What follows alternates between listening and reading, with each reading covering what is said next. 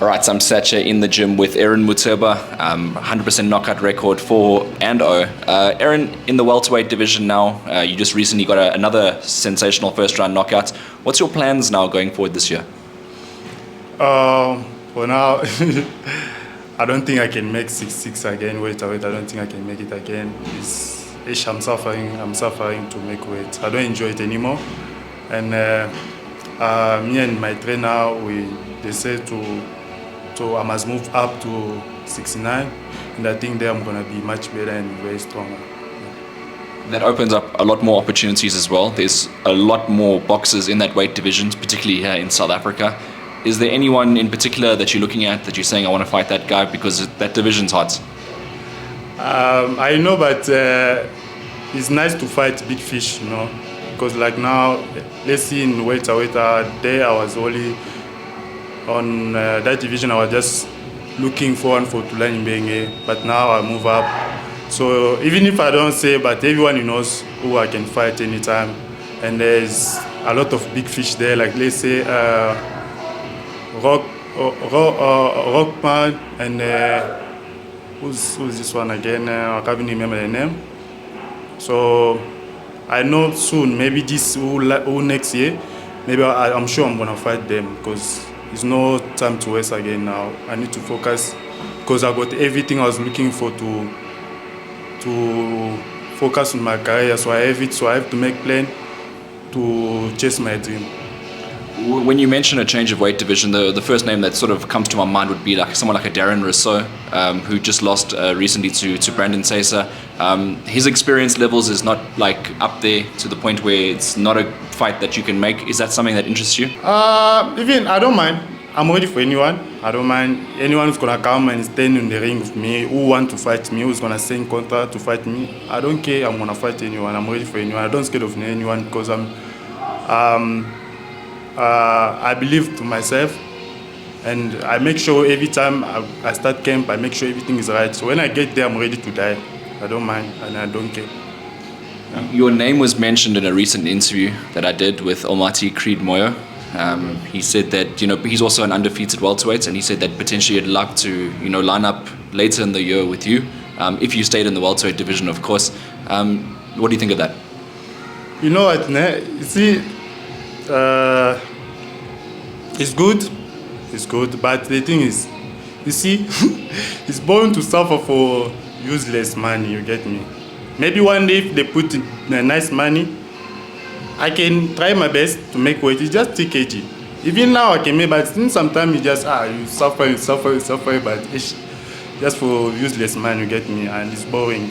I would like one day, like they make nice money. I don't mind 3 kg. I'm not gonna die because it's been like here in South Africa. I fought like 4 fights on that on welterweight to get me. So it's not gonna be. I know it's hard, but I'm gonna make it. And if they put nice money, I'm gonna fight him. It's not a problem. And I don't like to say much. Everyone can see every fight. Even every fight. I don't look the same. So.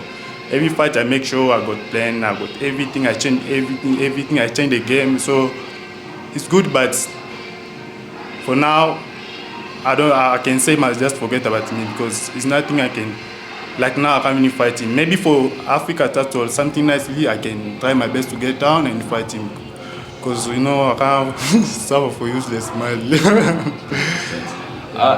Aaron, going up to super welterweight, do you feel a difference in your body? Do you think you'll carry more power maybe in that division? I mean, you've got a 100% knockout record, but even more when you add weight, usually you increase your volume and power. I know myself. I got power.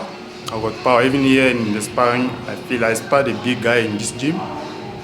I can fire. I know myself, but every time, sometimes when I get to a little bit to that weight, and I can fight. I can still have power, but not 100%. Let's say maybe 75% of my power. But like now, I move up to that 3 kg because every time I start camp and when I cut weight, from that weight, I still okay everything. I do maybe 12 rounds of pad. I do everything. I'm still sharp. I can fire on the back. But when I go a little bit low and I feel like I'm getting now a little bit weak. But after weighing, after recovering, I feel much better, but not 100%. Weight cut is not easy. So yeah, but like now I move up like 3 kg. I'm sure everything is sharp and everyone is gonna be surprised to see how I'm gonna look in the ring. And maybe some people they wanna say no, I'm very small for that division, but it's not about to look bigger and to have muscle. What. No, it's about what is coming, what is happening in my head, and what I can say what. No, let's be honest. I'm good. I know myself. I'm good. I always doing good to try my best to make sure every fight I must look good. But on that division welterweight, I was not doing everything right because sometimes I'm tired from weight cuts. But now I move up, I'm sure everything's gonna be sharp, and I can do whatever I want in the ring. I can put my hands down. I can dance. I can do whatever the way I like to. Yeah. So you'll be more comfortable in terms of your energy. A similar career path as well, except for the fact that I'm comparing you to Manny Colombo because he was fortunate enough to have Real Steel Promotions behind him in the beginning of his career, pushing him. At the moment, you're jumping between promoters, so it's a little bit more difficult. But do you think the fact that you knock out all your opponents makes it difficult to match you because guys don't want to take that risk and put their careers on the line? You see, sometimes even me, sometimes I feel very badly because like now since I start fighting, I never finish. Like if my first fight in South Africa, I was supposed to fight four rounds, but I knocked the guy on the first one.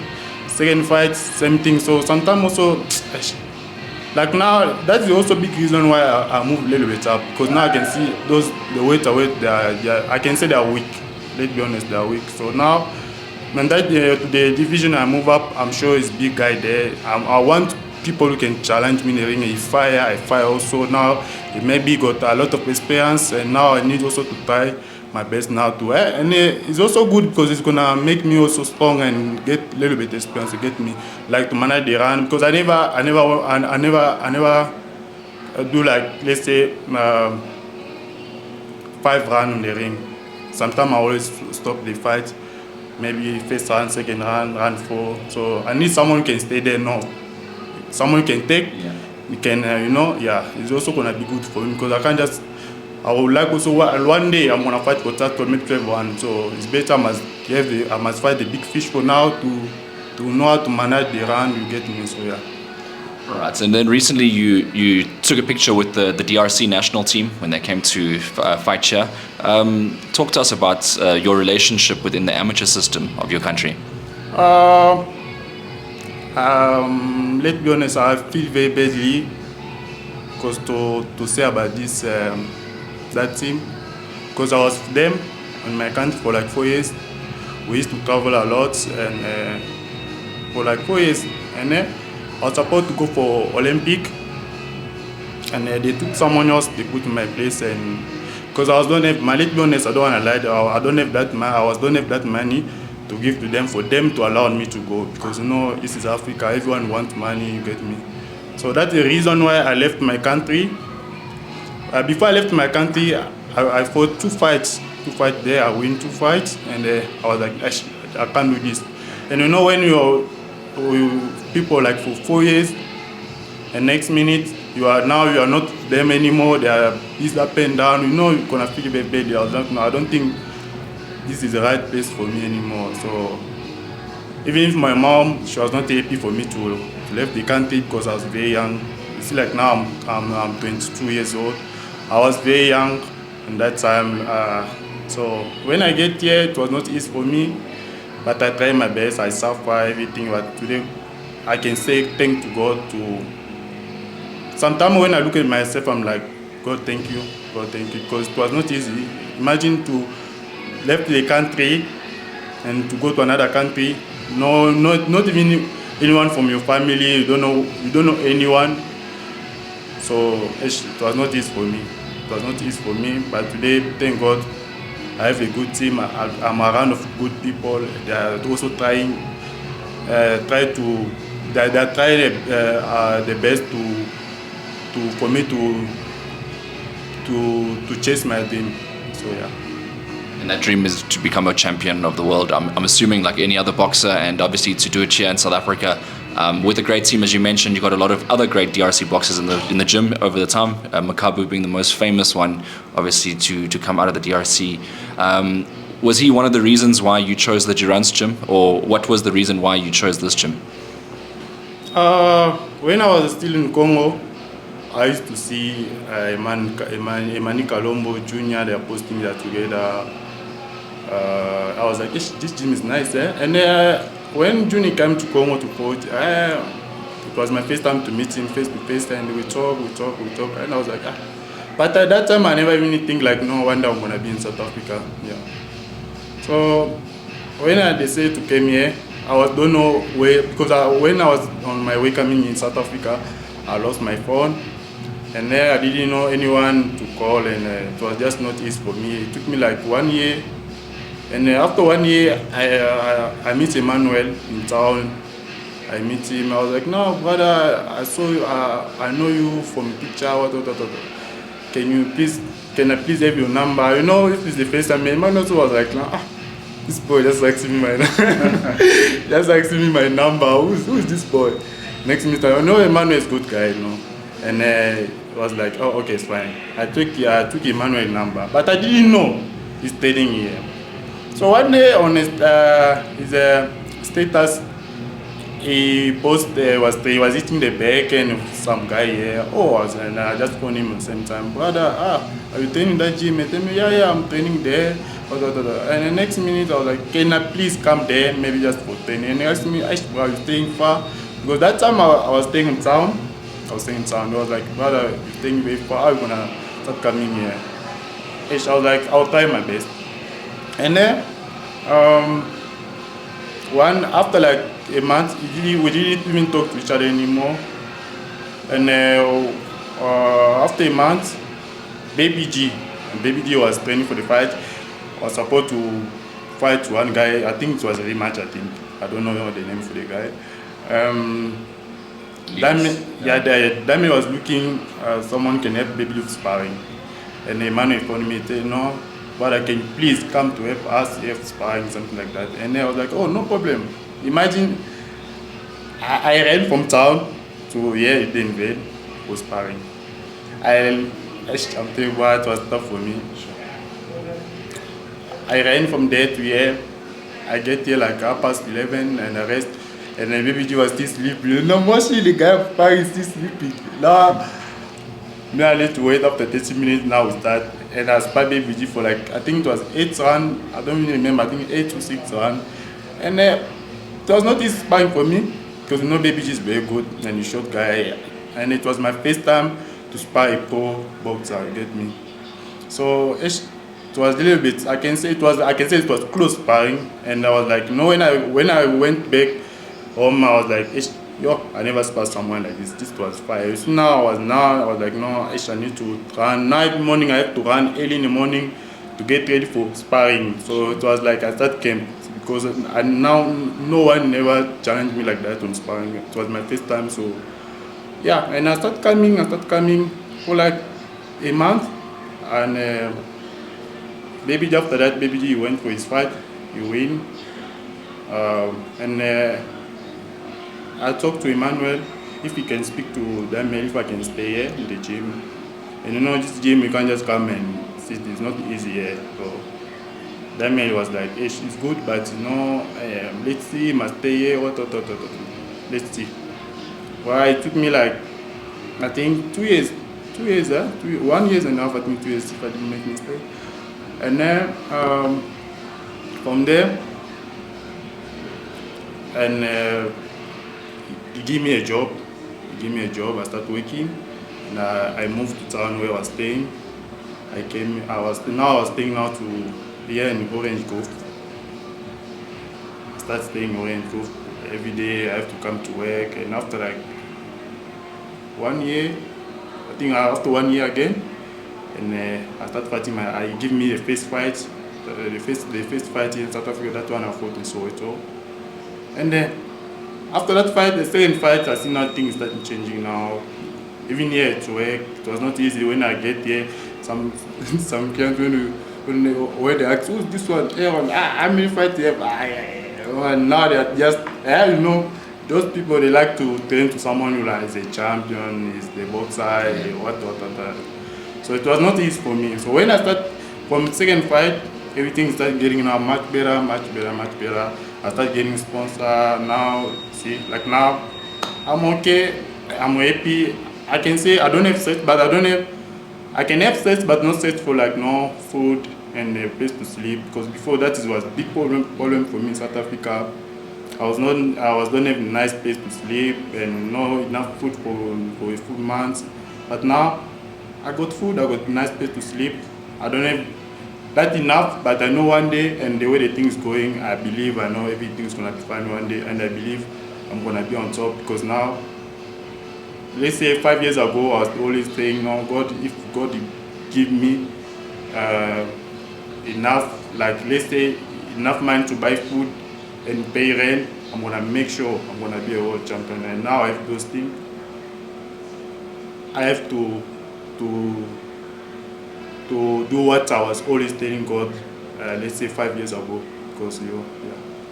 Sure. So, I mean, it's been a long journey for you, and to get to this point, so you got to make good on it now. So every fight is important to win, because you know a setback is you can't take a setback. In your new weight division now, you obviously want to get more busy, feel more comfortable. You're going to continue knocking guys out. I'm assuming that's your style, but you can box. I know you can box. I've seen. So I just want to give one last message to the boxing public out there. Any thank yous, any shout outs from you, Aaron? I can say now to everyone who's in my division, they must know they got Dangerous Boy is coming up now. So, and I don't know, and now is the fight coming in June or July? I don't know who I'm gonna fight. So they must be ready, because now I move up, and they wanna think like this boy just move up, he eats pap and move up, but it's not about pap, it's about sorry, not about pap. You don't know, I don't have much to say, because last time when I was saying about Lechberger, I received a lot of messages, so I don't want to be the problem anymore.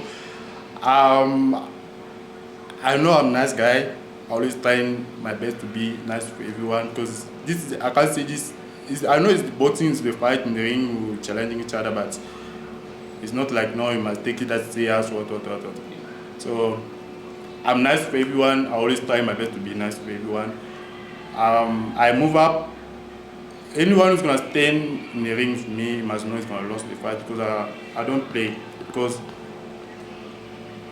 if I look every time when I start my camp and I look back where I'm from, it's a lot of things in my mind. So maybe one day if I get that opportunity, I tell people a story from my life. Everyone's gonna cry. It was not easy for me, because after I lost my father, it was not easy for me. Everything just changed in this life. So it's the only, if I see myself today, is boxing.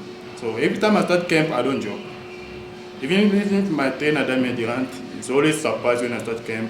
Like imagine I don't have a car, I don't have nothing, but I wake up early in the morning like 4:30 to get in the gym to do conditioning, and I start working at 6. It's not easy, but I'm always doing that because I know this is one day this thing is gonna pay me. Like now, I can see every fight and after fight, I always see things just getting changing, and you know, yeah, I know everything is gonna be fine one day, and I believe, and I can feel. Yeah. Well, I can't wait to see the future and your journey coming along. And you mentioned you got a fight coming up, and your manager's working on something. As soon as the fight news drops, we're going to obviously do an interview before, and we're going to tackle that. But Aaron, I just wanted to wish you all the best in your preparations for your next fight.